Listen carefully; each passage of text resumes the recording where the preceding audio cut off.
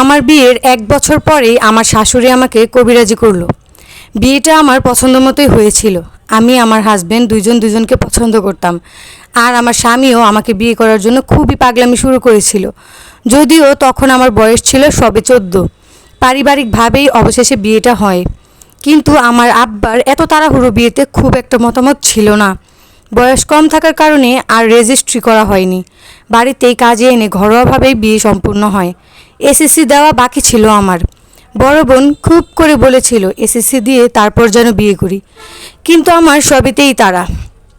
আমার শাশুড়িও আমাকে খুব পছন্দ করত, গায়ের রঙে পরিষ্কার আর কি। আর বিয়ের পর বুঝতে পারলাম আমার স্বামীও আমাকে সেজে গুজে আছি দেখতেই বেশি পছন্দ করে। আর তার পছন্দকে প্রায়োরিটি দিতে গিয়েই ধীরে ধীরে আমি স্কিনের প্রতি আরও বেশি যত্নবান হই। অপরদিকে স্বামী, শ্বশুর, শাশুড়ি আর ছোট এক ননদ নিয়ে আমার সংসার। একটা বছর ভালোই গেল, কিন্তু তারপর থেকে যেন সব এলোমেলো হওয়া শুরু হলো। প্রথম প্রথম শ্বশুরবাড়ির সব কাজ একাই করতাম, কিন্তু আস্তে আস্তে যেন কাজের পরিধি আরও বেড়ে যেতে থাকলো। আমার শ্বশুর শাশুড়ি যথেষ্ট ইয়াং ছিল, আমার আম্মা আব্বার চাইতেও ছোট।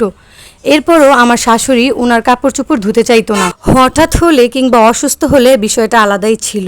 রোজই এমন ঘুরতে থাকে। শ্বশুর গোসল করে ওনার লুঙ্গি পর্যন্ত গোসলখানায় রেখে আসতো, সেইটাও আমাকেই ধুতে হতো। এমনকি হাঁটুর বয়সী ননদও যেন এক গ্লাস পানিও হাতে নিয়ে খেতে চাইতো না। তাদের জন্য 3 বেলায় একা হাতে আমাকেই রান্না করতে হতো। হোক শীত কিংবা গরম, তাদেরই যেন সব ক্লান্তি, অসুস্থতা। আমি যেন ধীরে ধীরে রোবট হয়ে যাচ্ছিলাম। আমি কখনোই এটা বলতাম না যে সব কাজ ওনারা করুক, আমি শুধু চাইতাম আমাকে একটু সাহায্য করুক। কিন্তু তারা যখনই দেখতো আমি ঘরের কাজে হাত দিয়েছি, তখনই আমার শাশুড়ি আর ননদ ঘর থেকে বের হয়ে এলাকা দিয়ে ঘুরতো, অন্য মানুষদের সাথে গল্প করতো। এরপরও আমাকে একটু সময় দিতে চাইতো না। অপরদিকে আমার স্বামীও কোনো কাজ করতো না, বাইরে বাইরে ঘুরতো। এ নিয়ে প্রায় দিনই আমার শ্বশুর কথা শোনাতো। পিঠ যেন দেয়ালে গিয়ে ঠেকলো আমার। তখন মাঝে মাঝে ওনাদের করা ভুলগুলোর প্রত্যুত্তর দেওয়া শুরু করলাম। আমার চালচলন শাশুড়ি খুব একটা পছন্দ করতো না, না পছন্দ হওয়াটাই স্বাভাবিক। স্বামীর মন রক্ষা করতে গিয়ে আমি এক প্রকার উচ্ছৃঙ্খল হয়ে উঠলাম। বরাবরই আধুনিকতা ও স্মার্টনেস একটা ভাব ছিল আমার মাঝে। এভাবেই ভালো মন্দের মধ্যে দিয়েই দিন যেতে থাকে। তবে এর মাঝে প্রায়ই আমার পেটে ব্যথা থাকতো, আর সেই ব্যথা কম বেশি খুবই গুরুতর হতো।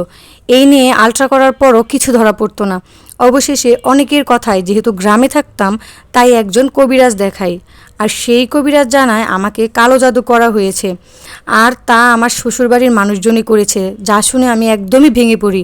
আর এই কথাগুলো কবিরাজ আমার হাজবেন্ডের সামনেই বলেছিল। সে নাকি আমার শরীর বন্ধ করে দিয়েছে, এও বলেছিল। বেশ কয়েকদিন ভালো থাকার পর আবারও সেই মরণ ব্যথা। অবশেষে আমার আব্বা সহ আবারও ডাক্তার দেখাই, আর সেবার আলট্রা করার পর ধরা পড়ে আমার তলপেটে পাথর হয়েছে। কিছুদিনের মাঝেই অপারেশন করতে হবে। তারপর সবার সহযোগিতায় মাধ্যমে অপারেশন সাকসেস হয়। সেই সময় শ্বশুর শাশুড়ি, স্বামী, ননদ সবাই খুব সেবা করেছে আমারও তাদের প্রতি অভিযোগ অনেকটাই মিটে যায়।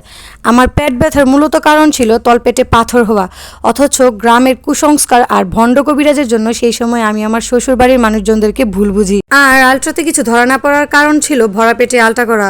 যাই হোক, এখন আমি খুবই ভালো আছি। আমার গল্পটি ভালো লাগলে অবশ্যই কমেন্ট করে জানাবেন আর শেয়ার করে দিবেন। ধন্যবাদ সবাইকে।